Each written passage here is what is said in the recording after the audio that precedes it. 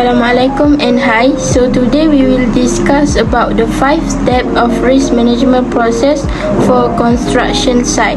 For the first step is identifying the existing and potential risks that might happen at construction site. Peril means a cause of loss. In this case, the peril is flash flood. And for the next one is hazard. Hazard is a situation that trigger peril, which is cloud drain from construction waste that have risk for flash flood to happen during monsoon season. One of the sources for peril to happen is heavy rainfall.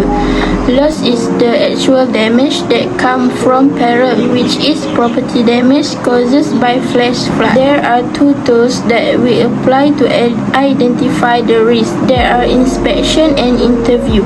For the inspection, we visit the construction site and have a discussion with manager and workers to uncover the risk. For the interview, we interview the manager of construction site to dig out the information. The second step is evaluating the potential risk. Based on this case, the risk that I choose is low frequency and high severity. It is because the probability to occur is low and the risk of flash flood to happen due to cloud rain from waste material is high. Low frequency, high severity risk refer to events that are rare but have potentially significant or catastrophic consequences when they do occur. Because of the high level impact, these risks are unlikely to happen. Based on this table, flash flood is a good example for low frequency and high severity.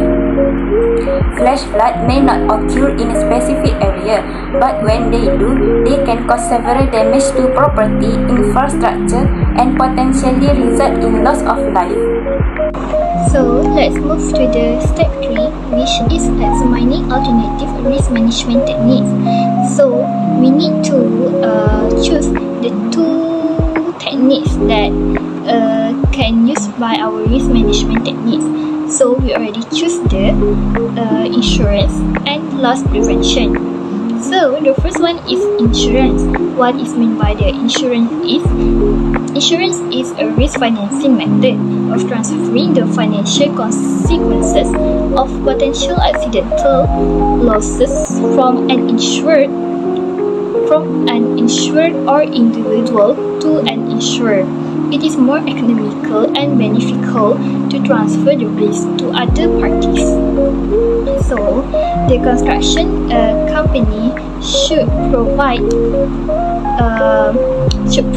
the life insurance to all the workers that work at their construction sites, which, if anything bad happens to them, at least they can get the compensations from that. If the death happened to at least their family or relative can get the benefits of their compensation at least. So, the second one is the loss prevention. So what is meant by the loss prevention is to reduce the number or frequency of losses.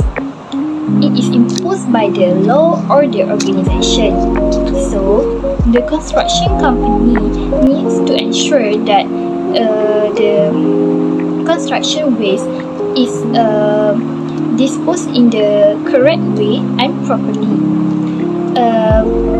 by following the guidelines and the proper regulations to minimize the environmental pollution, such as the flash floods, and to protect the workers too.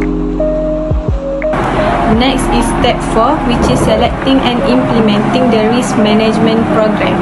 We choose loss prevention as the best technique to avoid the risk of flash flood and risk of construction site by using a risk metric table according to frequency and severity of the potential risk. But we have the impact of the technique on financial and non-financial aspect.